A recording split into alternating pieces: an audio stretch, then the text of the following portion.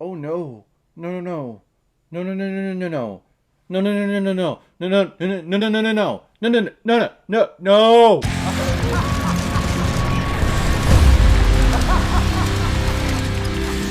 Entras tu Hermes, or in English, Sleep Tight, released in 2011 and is directed by Joaquin Balaguerro, who is also behind such films like Wreck 2, Fragile, Wreck 4 Apocalypse, The Nameless, and Muse. And this film is starring Luis Tosar and Marta Etura. And the reason why we're talking about Sleep Tight today is because it was a PayPal recommendation from one of my biggest contributors on this channel, Autumn Blood. You strike again, you send me films that I've never even heard of, obscure films, hell, even foreign films like this film. This one is a Spanish psychological thriller film, so I'm always thrilled by any recommendation that you give me. This one was really freaking creepy, but I do appreciate it. If any of you out there also want to be like Autumn Blood and help contribute to me and help contribute to this channel, you can make a PayPal donation by clicking on the donate button on the main page of my YouTube channel. Any size donation will do, and if you have a movie that you really want me to review and give you a shout out on the channel for, you can attach your movie with your donation, and if I have access to it, I will watch it, review it, and publish my review of it as quickly as I possibly can. And a lot of you have taken advantage of the PayPal donation option.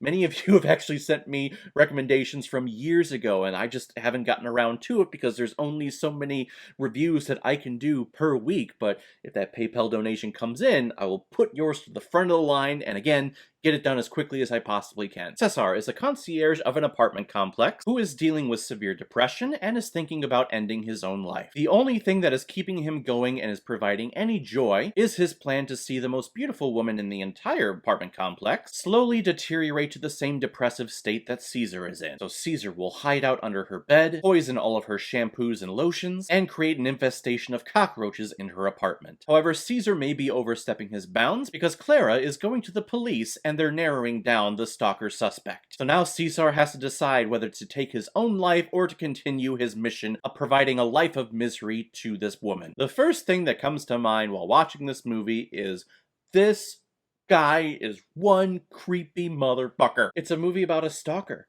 It's a movie about a psychopath. And it's his journey. He's our protagonist. We're focusing on him.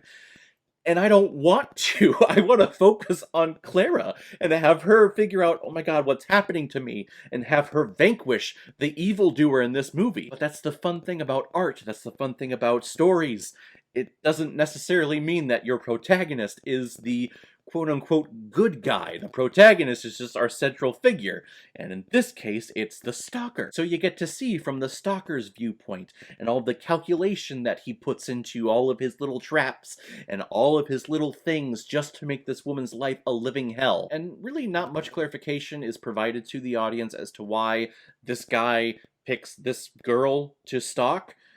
I would assume that it's probably just because she's very pretty, and he's been stalking her for a very long time, so it's like second nature to him. But his whole scheme, his plan to just cause her to break down, and how that just feeds joy into his life. I mean, you always want to say, you know, you can find the good things in your life that make you happy. You say that to everyone.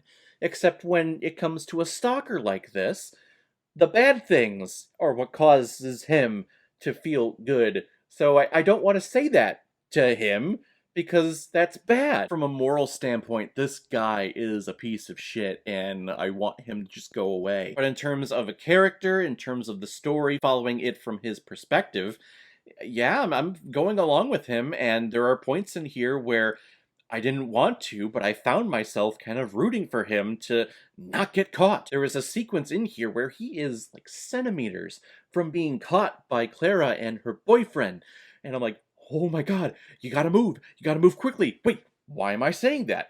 Catch him! He's right there! Guys! He's right there! Very well done from storytelling aspect. I was rooting for him a couple of seconds in this movie. I really like seeing foreign films that are not kind of part of the whole manufacturer, warehouse, cookie cutter-ish type thing that we get in Hollywood, where it's always, you know, the good guy versus the bad guy, and the good guy typically always wins in the end. Here, this is a story about a bad guy, a moral bad guy, who basically wins with everything that he does. At points when you think he's going to get caught, or when you think he's in the deepest depths that he can't possibly crawl himself out of, he manages to do so and ends up victorious. It just shows you that stories, that art, that experiences don't always leave you with happy endings. Sometimes stories don't have a happy ending, they just happen. And I think it's very creative and very brave of a storyteller, of a film director, of a screenwriter to kind of go down these dark routes. Luis Tosar, who plays Caesar, is one creepy motherfucker. He reminds me of the actor who was in House of Cards, and he was also one of the side reporters in Man of Steel. I can't think of his name. It's probably just the hair. It's the balding hair. He has the sides, and he has a little tiny bit here in the front, and then there's just a bald patch. If that ever happens to me, I've told my wife, this is all going, if that ever happens. I will never hold on to this as hard as these guys do. But he's able to kind of hone in on that psychopathic, or almost sociopathic. I don't want to say sociopath because he does feel emotions when he is talking with his mother, who I was actually surprised to find out that that actually was the character's mother. I almost assumed that he was in the hospital venting to this older woman just because she was there, and he just picked her at random. But no, I guess it's actually his mother. At points in his delivery, it's emotionless, it's all blank, and he says some of the most rudest and darkest things you could say to a person. There's this old lady in this apartment building, and he just destroys her and makes her feel like no one is there to love her, and she's just wasting away.